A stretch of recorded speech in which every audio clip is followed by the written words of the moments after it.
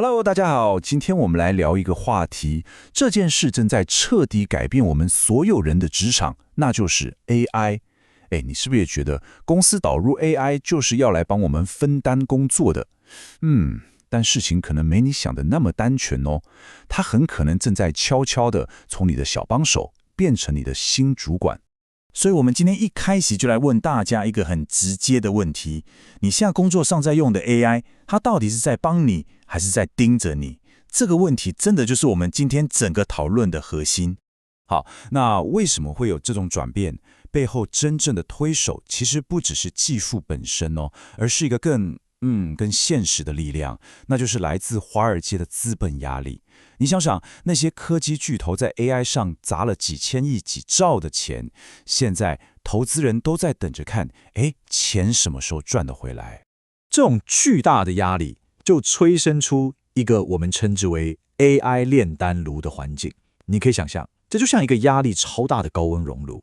公司为了向股东证明我这笔 AI 投资是正确的，是有回报的，就开始用 AI 来疯狂地冲高各种生产力指标。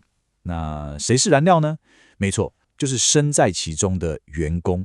那实际上公司是怎么做的呢？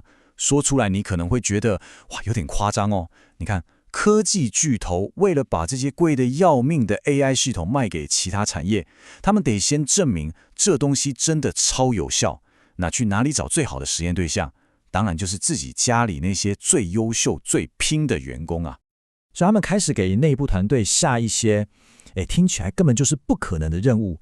比方说跟行销部门说，我们不请新人咯，但你们的产出要给我加倍。或者跟客服团队要求，你们处理每个客诉的时间要给我砍掉60%。这一切说穿了都是为了制造出超级漂亮的数据。最讽刺的是，员工的爆肝和压力最后被包装成 AI 的成功故事，变成一份完美的简报，拿去跟全世界推销。那为了确保每个人100%都投入这场实验，公司就开始导入各种数据监控系统。这代表什么？这代表你的价值不再是你主管觉得你做的好不好，或是你的创意有多棒，不是了，而是变成一串冰冷的数字。你今天下了多少指令给 AI，AI 帮你产生了几行程式码，你的工作就这样被彻底的量化了。好，我们来看看这张表，这上面列的可不是什么未来预测，而是现在进行式哦。你看，亚马逊 AWS 直接用仪表板追踪工程师用了多少 AI， 而且才变成升迁的关键指标。Google 直接把 AI 的使用率放进你的绩效考核里。Meta 更猛，直接算 AI 帮你写了几行 code。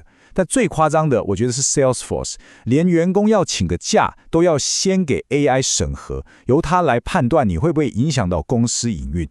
你想想看，这会带来一种多么矛盾又焦虑的感觉啊！员工会觉得自己好像被迫在亲手打造一把未来会砍掉自己跟同事饭碗的断头台。你越努力用 AI， 就越证明人类是多余的。这真的是个很两难的困境。听到这里，你可能会觉得有点绝望，对吧？但先别急，事情还没到无解的地步。面对这个越来越像炼丹炉的职场，我们不是只能坐以待毙。接下来我们就来聊聊到底该怎么办。不管你在科技业还是在其他产业，都有一些方法可以参考。首先我们要知道你在科技业跟你不在科技业面对的挑战跟策略会很不一样。如果你在科技公司，你的重点是如何从一个系统的使用者变成设计系统的架构师，那如果你在其他传统产业，你的关键就是赶在新系统被强加到你头上之前，把你脑袋里那些宝贵的产业知识变成你的筹码。好，先讲科技业的朋友们有3个步骤。第一步也是最重要的一步，叫做心智排毒。你一定要把自己的价值跟那些仪表板上的数字分开，你不是那些数字，他们不能定义你。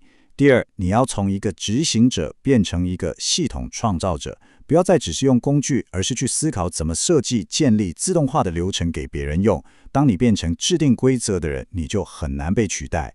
第三，要成为安全的守门员，主动拒绝那些来路不明的 AI 工具，并且要求公司提供安全官方的管道。这不只是保护公司，也是在保护你自己。好，那如果你不是在科技业，你的玩法就完全不一样了。第一，提早练习，千万不要等到公司规定要用什么新系统，你才被迫去学，那就太晚了。现在就自己主动去玩，去摸索。第二，把你的专业喂给 AI， 你最大的本钱就是你多年累积下来的产业知识和 know-how， 你要想办法把它们结构化，变成可以训练 AI 的材料。第三，你要当那个方向盘，你的价值不是去抗拒 AI， 而是用你的专业经验去引导它、修正它，确保 AI 是在解决真正的问题，而不是在制造麻烦。所以说，我们做这一切最终的目标是什么？其实就是要完成一个根本上的身份转变。你必须要从一个生产线上可以被取代的齿轮，进化成一个独一无二、负责定调的指挥家。你看这张图就把这个选择讲得非常清楚了。你到底是要当一个齿轮，还是一位指挥家？齿轮呢，就是整天追着产出跑，追求更快。更快，但问题是在比快这件事上，你永远不可能赢过机器。而指挥家不一样，他负责的是定义问题，设计整个系统，在关键时刻做出判断。机器人或许可以把乐器演奏得很好，但要演奏哪一首曲子，用什么样的情感去诠释，这永远是指挥家才能决定的。这就是人类无法被取代的价值：策略、逻辑和定义问题的能力。所以最后，我想把这个问题留给大家。在这一波 AI 的巨浪前面，你想成为那个被量化的数据，还是成为那个定义问题的人？你的选择将会决定你未来的职涯样貌。